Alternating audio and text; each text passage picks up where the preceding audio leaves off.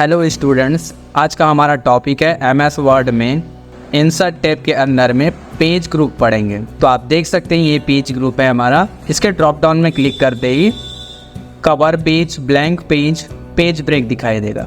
तो इसका यूज़ करते हैं और इसे सीखते हैं। तो चलिए स्टार्ट करते हैं। सबसे पहले कवर पेज है।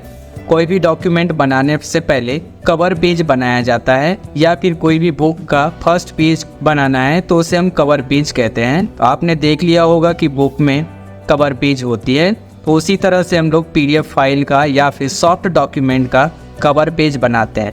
तो उसके लिए यहाँ पर ब्लैंक पेज लेना पड़ेगा। तो यहाँ पर आप देख सकते हैं मेरा एक डॉक्यूमेंट है, इसमें ब्लैंक पेज नहीं है। तो उसके लिए कर्सर को मैं सबसे फर्स्ट में रखूँगा। उसके बाद पेज के ड्रॉप डाउन में क्लिक करके ब्लैंक पेज इंसर्ट करूंगा, यानी कि लेफ्ट क्लिक कर दूंगा तो ये ब्लैंक पेज ओपन हो जाएगा। तो इस तरह से आप ब्लैंक पेज लेके आ सकते हैं। अब इस ब्लैंक पेज में कवर पेज बनाना है, तो उसके लिए हम लोग शेप टूल का इस्तेमाल करेंगे। इलस्ट्रेशन में जाएंगे और कुछ शेप्स लेंगे और उसके बाद पेज का डिज़ाइन बनाते हैं। तो चलिए मैं बेसिक सा पेज कवर बना लेता हूँ। तो स्टूडेंट्स आप देख सकते हैं मैंने एक पेज बना लिया है। अब इस पेज को हम इस डॉक्यूमेंट में यूज़ कर सकते हैं, लेकिन इससे पहले मैं इसे सेव कर देता हूँ। सेव करने के लिए पहले फाइल में जाएंगे और इसे सेव कर देंगे। ये सिस्टम तो आप जानते ही हैं, पर मैं यहाँ पर पेज में आने के बाद कवर पेज के ड्रॉप डाउन में क्लिक करेंगे तो ये एमएस वर्ड का डिफ़ॉल्ट रूप से सेव है। तो इसी में हम लोग लिस्ट करना चाहते हैं, तो उसके लिए यहाँ पर save selection to cover page gallery open होना चाहिए, पर यहाँ पर ओपन नहीं है। तो इसके लिए सभी को सेलेक्ट ऑल करेंगे। जैसे कि मैं यहाँ पर सभी को सेलेक्ट ऑल कर देता हूँ। तो स्टूडेंट्स देख सकते हैं आप, मैंने सभी ऑब्जेक्ट को सेलेक्ट कर लिया। सेलेक्ट करने के बाद यहाँ पर अरेंज में जाऊँगा। अरेंज में जाने के बाद ग्रुप ऑब्जेक्ट में जाने के बाद ग्रुप कर दूँगा। तो ये सारे के सारे ग्रुप हो गया। अब सारे के सारे ग्रुप होने के बाद यहाँ पर इंसर्ट में जाने के बाद पेज ऑप्शन में जाएंगे। पेज ऑप्शन में जाने के बाद कवर पेज में क्लिक करेंगे। उसके बाद आप देख सकते हैं कि save section two cover page gallery open हो गया है। तो यहाँ पर क्लिक करते ही सेव करने के लिए एक नाम पूछेगा, तो आप यहाँ पर नाम लिख सकते हैं। जैसे कि मैं यहाँ पर माई सेल्फ करके नाम लिख देता हूँ, और इस तरह से लिखने के बाद यहाँ पर मैं इसे सेव कर देता हूँ। ओके, अब ये जो कवर पेज है सेव हो गया है।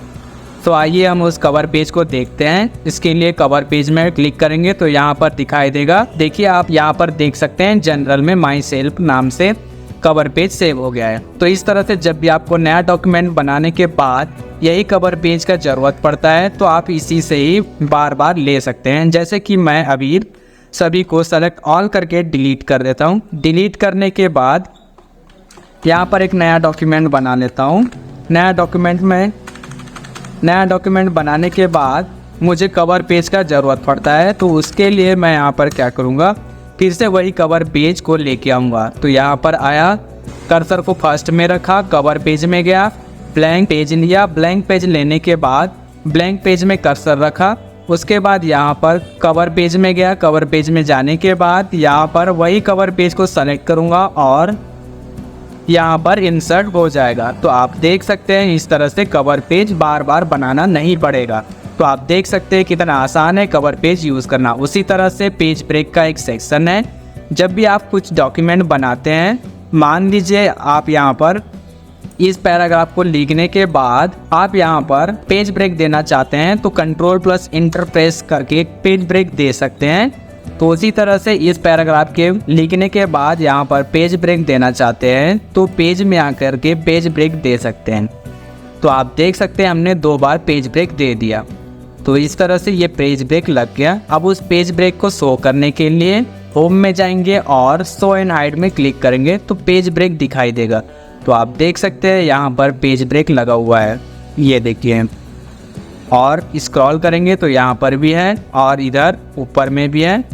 तो इस तरह से पेज ब्रेक दे करके आप पेज चेंज कर सकते हैं। तो इसी तरह से इंसर्ट टैब में पेज ग्रुप ख़त्म हो गया। अब नेक्स्ट हमारा टॉपिक रहेगा टेबल।